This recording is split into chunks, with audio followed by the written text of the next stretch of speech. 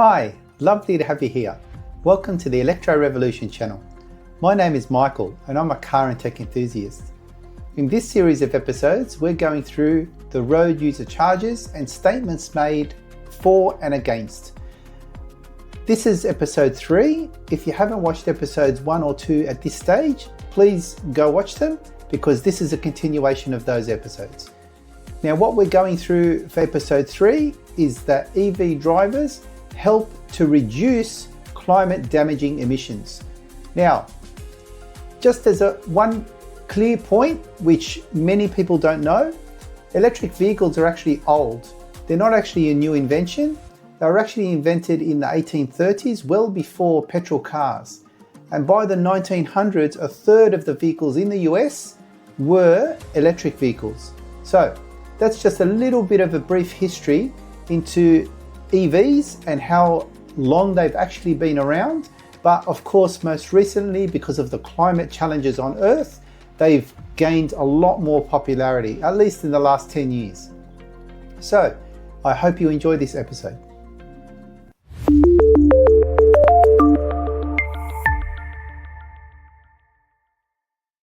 EV drivers help reduce climate damaging emissions. Now, again, this is all fact. Pretty much undeniable, but still you hear people saying, well, that's not true. The dirt that's dug up to mine the lithium or to mine the nickel, cobalt and all of those other minerals that are required. Now, of course, NMC batteries aren't used typically for EVs. It's only specific EVs that use them. The large majority are LFP based batteries, but nevertheless, the mining of those raw minerals and the processing of those raw minerals to make batteries, that is a huge strain on the environment also, because it requires a lot of power to do and things like that. But I've made a video on this earlier in the year where we discussed the total cost of ownership and the total emissions based on EV compared to an ICE vehicle. And that's where I had a series comparing ICE and EVs, or EV versus ICE. If you're interested, you can see those videos and where I analyze that. What we know is over the life of an EV, yes, in the first 1 to 2 years, EVs in terms of that period of time to get to that point have produced more, I guess, pollution into the earth than ICE vehicles. Yet after that 1 or 2 year cutoff period, there's no more. They don't keep producing toxic fumes. They don't keep producing pollution into the air and all this other stuff that was required in the mining process of the creation of those batteries. Yet ICE vehicles continue to produce emissions, pollution for their entire lifespan. Now, if an ICE vehicle lasts 20 years and 25 years, where an EV can likely outlast these days, what we know is they can outlast ICE vehicles, yet the pollution that the ICE vehicle produces is how many times more than an EV vehicle. And of course, the pollution that is produced from the production of batteries and things like that, it's out of the main cities and suburbs where the pollution and the exhaust fumes from ICE vehicles are where we live. And that I've described in previous examples. So another argument against this type of statement is the real costs of, say, depreciation of a vehicle, of EV vehicles, the high cost of depreciation of EV vehicles, the higher insurance costs of EV vehicles. Now, let's tackle those two statements. Number one, the higher cost of EV depreciation. So, do EVs depreciate? Absolutely. Do they depreciate more than their ICE vehicle counterparts? I don't think anyone would say no to that. EV vehicles do depreciate more, and there's a reason for that. Essentially, the reason for that is EV vehicles are updated regularly, every 6 months or so, just like you would update a mobile phone. And that means that keeping the price of your vehicle that you purchase, say, today, in 6 months later, there'll be an updated version of that vehicle and it'll be priced literally the same price or maybe even less than the purchase price of the vehicle today, and it's a more updated model. So the version that you've got, of course, will depreciate much more than an ICE vehicle, which they get updated maybe once a year or maybe once every 2 years. I mean, there will be newer models out every single year typically for an ICE vehicle, but what extra features do you get? Maybe a few design tweaks here and there in the vehicle, but nothing major like you get in EV. EVs update their technology, update the skateboard that they use, they update the platforms that they use. It's constant upgrading, and cars are now a technology device. They're no longer what we grew up with as full mechanical systems and many moving parts. EVs don't do that anymore. They've gotten rid of that whole concept. So, in terms of insurance costs, now, as I said, I own 2 EVs and 1 ICE vehicle. When I bought my first EV, that was one of the things that I heard and actually concerned me. And when I bought the EV, I had also moved from one location, one suburb to another suburb. And that was part of that just coincidence in timing. And when I moved, I had the Mazda. My actual insurance premium went down, and I got a refund from moving. And I remember asking the insurance company, why are you actually giving me hundreds of dollars back? They said, because you're in a less crime area. Okay, that's interesting. So then I went ahead and I installed solar. And then shortly after that, I got an EV. That was the first BYD Atto 3. I was surprised to see that there was no difference in price, completely no difference in price between the insurance of my Mazda and the insurance of the BYD Atto 3. Now, if that statement of higher insurance cost is valid, I would have seen the difference. It was no difference. And as a matter of fact, when I got the BYD seal, it actually was cheaper than the Mazda. Now, of course, I've got all the benefits of no claim bonus and all that other stuff, but there's no point giving the figures. The point is that the statement that insurance on the EV vehicles is higher than ICE vehicles is just not true. It's just not true.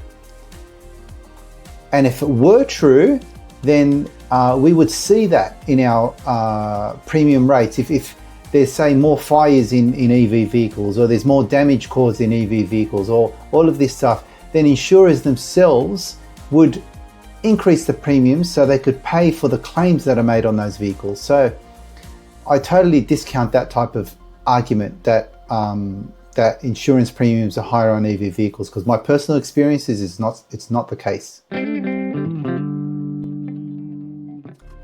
So let's go through some statistics in Australia of vehicle emissions. EVs do help reduce climate damaging emissions by producing zero tailpipe emissions. And that significantly lowers the life cycle greenhouse gases, which they measure based on GHG, output compared to petrol and diesel vehicles. Now, in transport, that's one of the largest contributors to climate change in Australia. And that's responsible for about 19% of Australia's total emissions and over 24% globally, with road and vehicles accounting for the majority of that. So when we look at how EVs are actually powered, now many of the 4 million homes with solar, many of those homes in Australia have EV vehicles, and many of them charge those EV vehicles, just like I do, from solar. So it's essentially, the large majority of it is free. And I've explained a couple of times why I say the large majority. When people say I charge 100% from solar, they're the rare cases. You do have to sometimes charge from the grid. But even when you're charging from the grid, what are we looking at?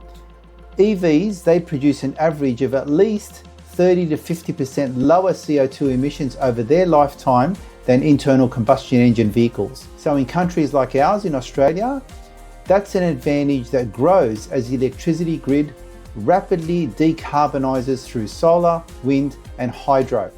Now, to give an example here, research by the International Council of Clean Transportation, the ICCT, They found that EVs emit 2/3 less CO2 over their lifetime than petrol cars in countries transitioning to renewables.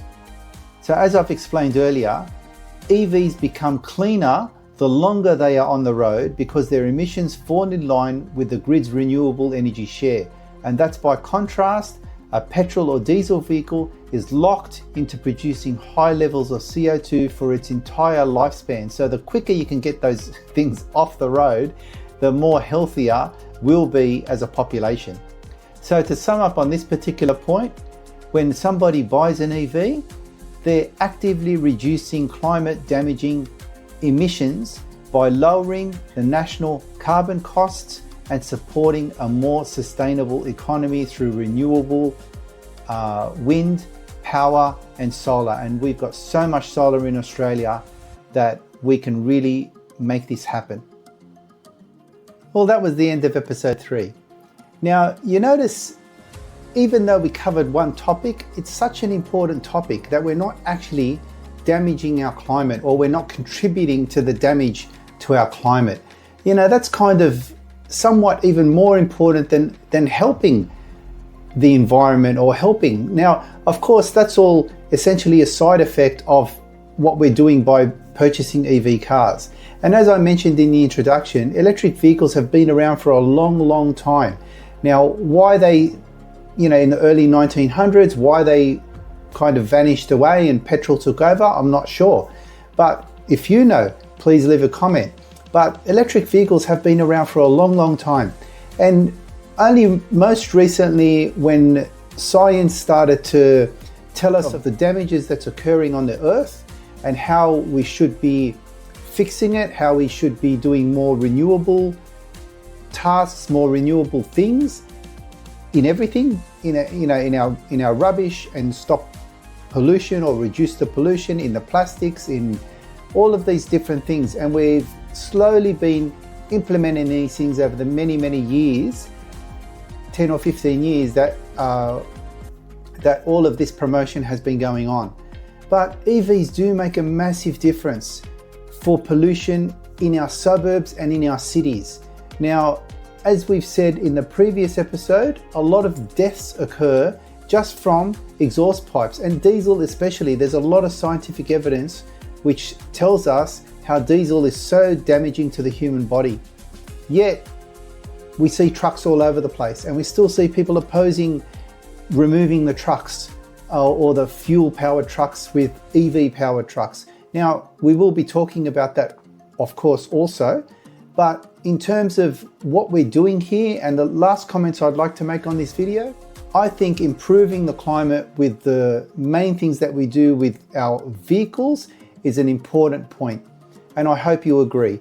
If not, leave a comment. If you do, leave a comment. It really all helps. So if you like this video, please give us a thumbs up, subscribe to the channel, or share the content with someone who'd be interested. I hope to see you in the next episode. Until then, bye for now.